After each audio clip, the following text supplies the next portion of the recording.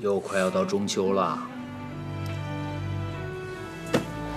王修的祖宗亲人们，谢谢你们一年的保佑哈。其实说来你们也是好福气啊，我每年都想着供奉你们，拜你们，让你们香火不断。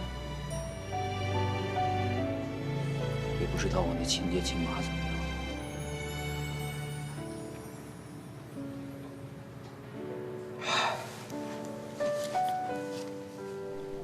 这里什么都好，夫人也好，二女也好，公主也好。但是我也想家呀。我知道我是回不去了，不能尽孝了。我父母以后可咋办呢？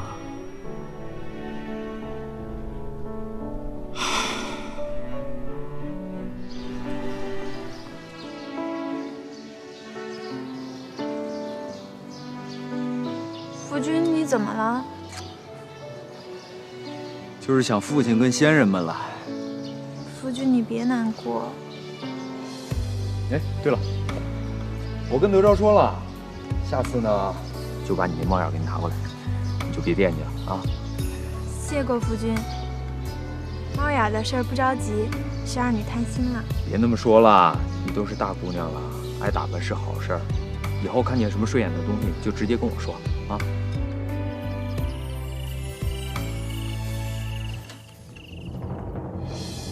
吃的时候留神馅儿。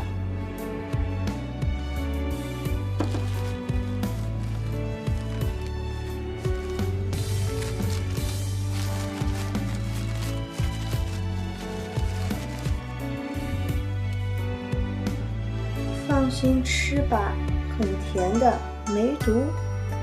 栓子。来，夫人。 都是一家人，咱们就不说废话了啊！把这杯干了，晚上睡得香啊！夫君干脆长篇大论啊，就没意思了。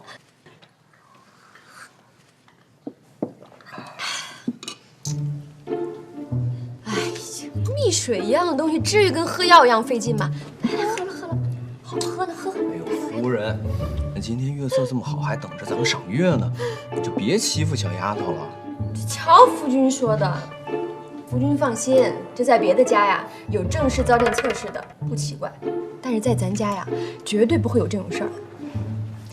二女跟着妾身有年头了，这以前也打过，拿着出过气，以后啊绝对不会再有这样的事儿了。那会儿妾身小，不懂事儿嘛。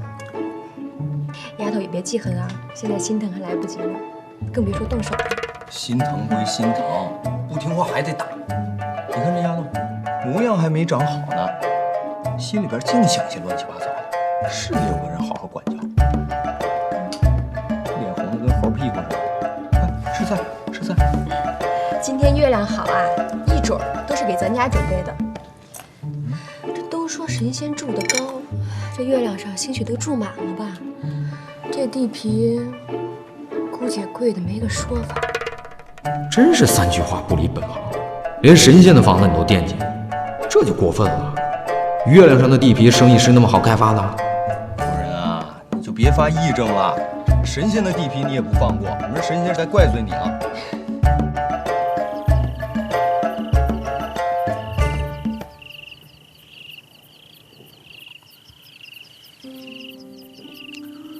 二娘子，今儿这月可真圆。现在我终于知道什么叫有情人做快乐事儿。 说来听听，就是不管他爱不爱我，我的情啊都在那儿，不增也不减。不管我开不开心，只要他开心，我便不弃不舍。悟得还真快。这几天我心里真是踏实舒坦，你知道吗？ 我不求他来我怀里，我只求他到我心里就可以了。就这样，默默相爱就足够了。说的可真妙。哎，还真别说啊，我还得感谢你。你们这个僧人什么有一句叫普度众生，是吧？你也算把我渡了一把。修行在个人。每逢佳节倍思亲，也不知道在俺老家的老娘咋样了，好久没去探望她。你还有娘？废话，没娘我哪来的？我就没有娘，你咋没有娘？那你娘呢？从来没见过。没见过。那你为什么叫二娘子啊？那你这母西西的名是谁给取的呀？我妻家行老伴儿。好你个假行僧，原来你有妻子呀？说，你妻子在哪儿呢？死于一场杀戮。大兄弟，对不起，我不知道。那你叫二娘子，是祭奠你的亡妻是吧？一切恩爱会，无常难得久。生世多畏惧，命为愚臣。因爱故生忧，因爱故生祸。若离于爱者，无忧亦无怖。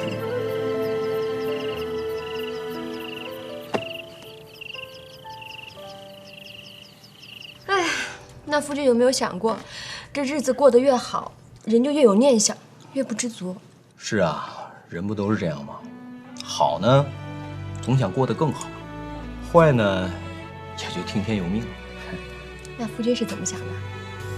我在想啊，这个造纸作坊、花露水作坊，还有棉花实验田，咱们一定要好好的经营下去。将来棉衣、棉袄、棉裤要是问世了，大唐的百姓冬天就不怕冷了。说句良心话，不管是自己赚钱也好，为国为民也罢，人活在这世上，不就活个轻松愉快吗？别人家咱管不了，咱们自己家的农户将来能过上更好的日子，那我就知足了。这才是过日子的话。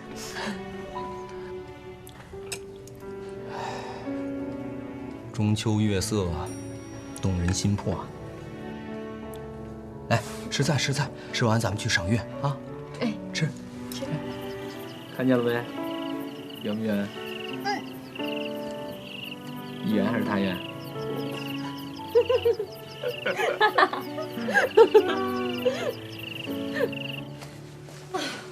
气死我了！怎么了？这云家的鸡怎么能下那么多蛋呢？下多少蛋啊？夫君，今天妾身跟二女去逛市集，正好看到他们家的下人在卖蛋，我就打听了一下，不得了，他们家养了300多只鸡，每天能下200多只蛋，那就是550文的收入，这一年下来就是200来贯啊，夫君，这比我账上的足足多了3、4成。这更邪乎的是，他们说他们家鸡10天里能下7只蛋，8个的也有呢。哦，那是有点奇怪啊。哎，跟我去鸡舍看看。哎，走。这怎么能让人家占了上风啊？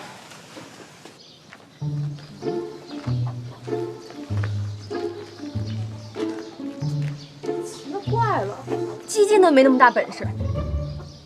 他们家不会真是鸡精吧？别瞎说了，什么鸡精啊？你管它下7个还是下8个的，关键是你要弄清他们家养的是什么品种。还品种呢？全天下的鸡都一个品种。不行，夫君，妾身得去看个究竟，不然这心里慌乱的，晚上都睡不踏实了。好吧，你要是非想去的话，那就去吧。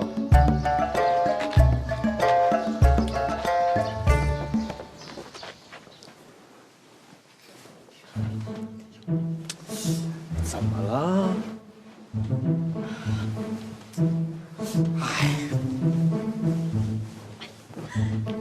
又怎么了？别折腾了，行不行？你不疯，我都要疯了。莫非是云丫头耍诈？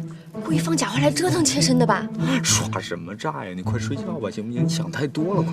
这要真是唬人也就罢了，这要是真的，他可就有了底气，咱想动他就难了。人不就下俩蛋吗？他们家还欠一屁股外债呢，你放心吧，还不清，肯定还不清。不是蛋的事儿，他10天下10个也不怕，怕的是他养鸡的方子，这方子比鸡蛋要值钱。夫君，你想想，经咱这一折腾，附近光养鸡的就有多少家？他要是再学着咱弄一个饲料作坊，这一下就多了个进项，这还起钱来就快多了。人家挣钱，人家也得挣钱，人家还得生活，你不能不让人挣钱吧？那咱们也不能赔钱啊！咱没赔钱啊。那，哎呀，那怎么办？老天爷就不让云家倒台，你能怎么办？哎呀，算了吧，夫人。再说云家那丫头前前后后也吃了不少苦，多少应该有点回报。咱们家独门的生意有个花露水作坊还不行吗？你垄断太多了会招来是非的，你就别计较了。这妾身本来就小肚鸡肠嘛，不像夫君那么大度。夫君不老说妾身小鼻子小眼。对呀，这小鼻子小眼多好看啊！我最喜欢小鼻子小眼。听话，睡觉吧啊！哎呀，哎呦，愁死我！不折腾。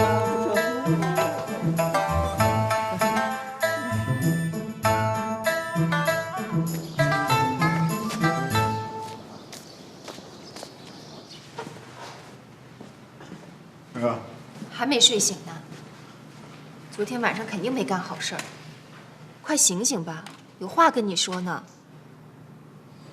再不醒，我就拿凉水给你擦脸了啊！行了行了，你说吧。醒了那就说正事儿。我今日来呢，是想跟你王家商量个事儿。什么事儿？你们家的花露水可以每年定量一批特供给内府吗？就按市面上的价格，现手清货。绝不拖欠。内府，皇宫内院啊，特供花露水倒是没问题，那些嫔妃倒也经常来订购。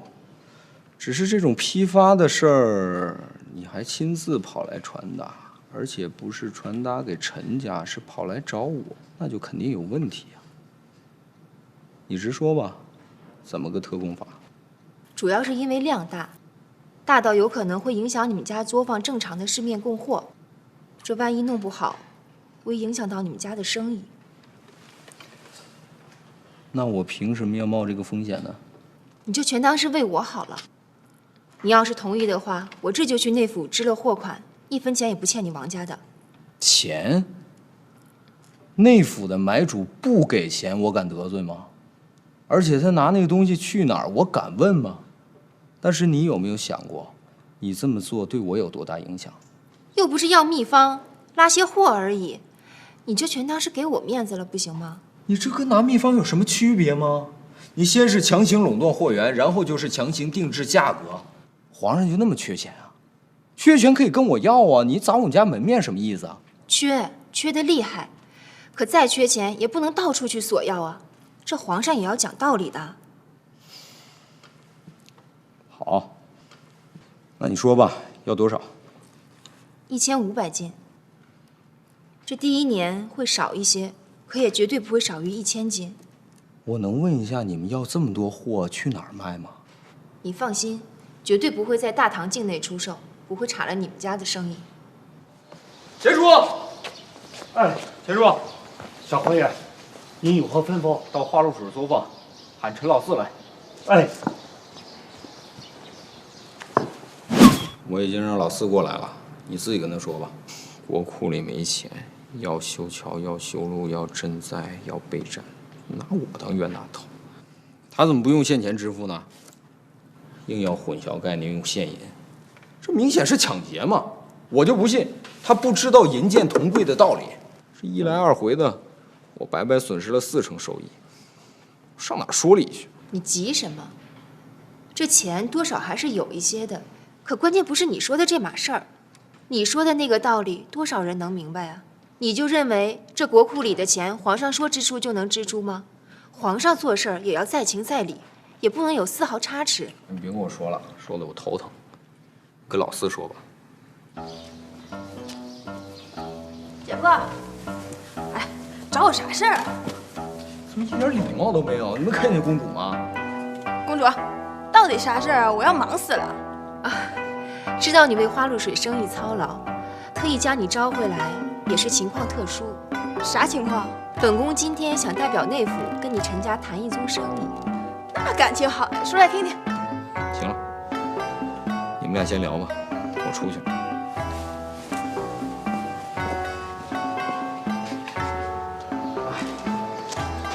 夫君，公主来有何事啊？哎，别提了，到底什么事儿啊？看老四都来了，是不是跟作坊有关？咱们呐，被天下第一大奸商给算计上了。到底怎么了？你要急死我了！哎呀，别着急，看看老四能不能让这事儿有缓和。事情就是这样，我跟你姐夫商量过了，他的意思是想听听你的意见，你怎么看？这是好事儿呀！我靠，太嫩了吧！让人算计成这样，还很好。夫君所言甚是，这买卖对咱家花露水生意绝对是个致命的打击，我得进去给他拿主意。哎，等，看看。这么说你是同意了？当然同意啊，但我有一条件，请说。这1000斤花露水得分6次交付，第1次交付的时间放在10月。这内务府这么照顾我家生意，我怎么着也得给一优惠。头300斤花露水不用支付现银，赊账给皇家，拿去先卖，卖掉再付钱。但是，直说无妨。但是这皇家一旦周转开了，往后再买货必须用现钱，而不是现银。以后交货只能用现钱或者和现钱等价的商品，不提廉价。成交。搞，实在是搞不懂，什么叫血统？这就叫血统。哎，你不是打着没钱周转的旗号来硬买我的货吗？那我就给你一点，我先让你周转着，等你有了钱，你不能再给我装穷了吧？再说咱们老四做生意真是这样。那是陈家的血统。公主，我这就回去拟定契约，回头客人给您送到府上去。哎，姐夫。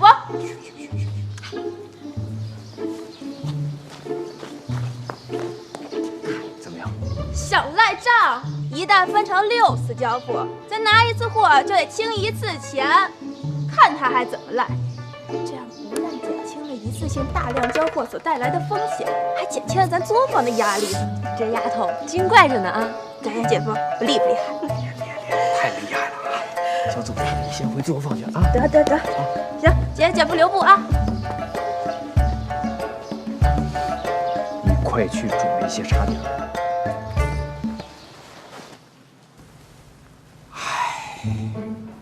怎么样，谈妥了吗？装什么呢你？刚在外边你不都听到了？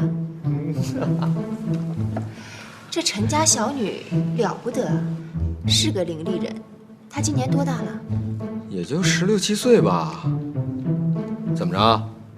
不许打我们家人的主意啊！我是想啊，如此聪明伶俐的姑娘，这乡间乡里的算是埋没了。从此以后，这黄江花露水供奉的事儿，我就跟老四谈就行了，你就不便插手了，对不对呀，夫君？现在知道叫我夫君了，我还以为你穿上衣服就不认人了。你这光天化日的就说这些混账话，羞死人了！谁让你打你夫君家的主意啊？来，再叫一声我听。夫君。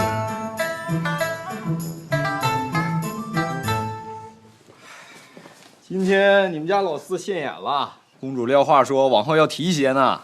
那是该提携，早该提携了。我们家老四多伶俐呀，赶明儿往家捎个话，让家里好好管教管教，到时候啊，好给他找个好婆家。哦，对了，咱家鸡下蛋不利索了，这月初的时候每天能下70多个，到了这会儿就只能下60多个了。这一开始的时候也没在意，到了这2天啊才稳定下来。这不应该呀，都是今年才开始下蛋的小鸡。这7月间还有80的数字？就那么1、2天，这前前后后的根本都还不稳定呢。不对劲儿啊！夫君，这做甚？去鸡舍呀。鸡舍啊。孙子，小侯爷，怎么就你一人啊？二娘子呢？那个哦，我让他烧点石灰回来刷墙。这些鸡没一个省心的，才刷了墙就被倒成这样，亏了上面高够不着，不然啊这墙刷的难看死了。哎呀，粗心呐！这个圈养的鸡跟放养的鸡，这个区别就在这儿。你整天喂它蛆跟草料，它缺钙呀，缺钙怎么让人家下蛋啊？夫君多闹什么呢？哎，没事儿，这鸡吃墙皮倒是好事儿。你倒真是给我提了个醒，明儿让人到后边小河里边捞点河蚌、虾米什么的。那河蚌里边有寄生虫，必须要煮熟了之后砸碎了碾成沫喂给鸡吃。有用吗？当然啊，这圈养的鸡就得长期进补。哎呀，行啊，总算这原因也找到了，你也不用天天抱怨了。你都不知道你这几天有多啰嗦。你敢说我你？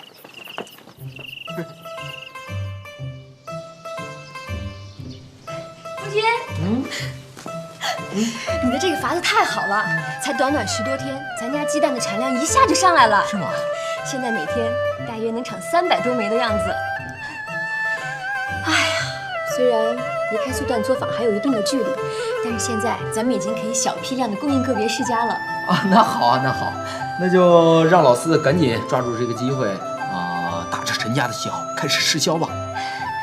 看来吞掉云家的土地指日可待了。你干嘛总算计人家这个呢？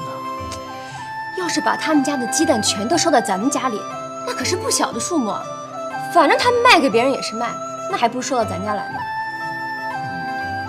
那倒也是。那就这么定了。定了没？切成这样去办，把云家的活命钱攥到咱们手上，太好。我去了。陈老四简直就是一朵经商的奇葩，轻描淡写的就化解了黄家对王家的剥削，而且还拉上了内府一块儿做生意。下一集中，王家得到了巨大的好处，棉花制品纷纷上市，各项生意蒸蒸日上，夫人也身怀6甲。就在此时，一道闪电把王子豪招入宫中，是凶是吉，谁能预测呢？请关注《唐朝好男人》大结局。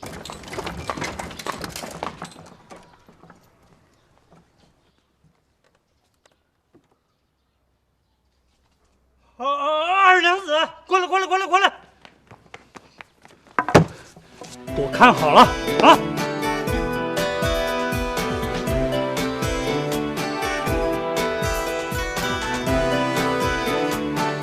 吾皇万岁万岁万万岁！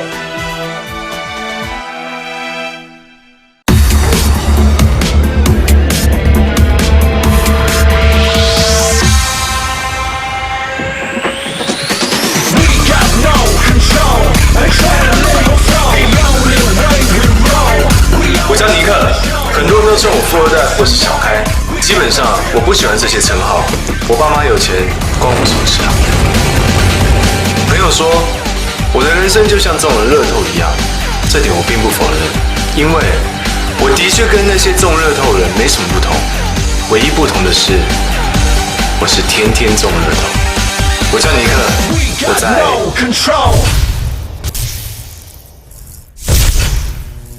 我要留下爱的印记。啊！救命啊！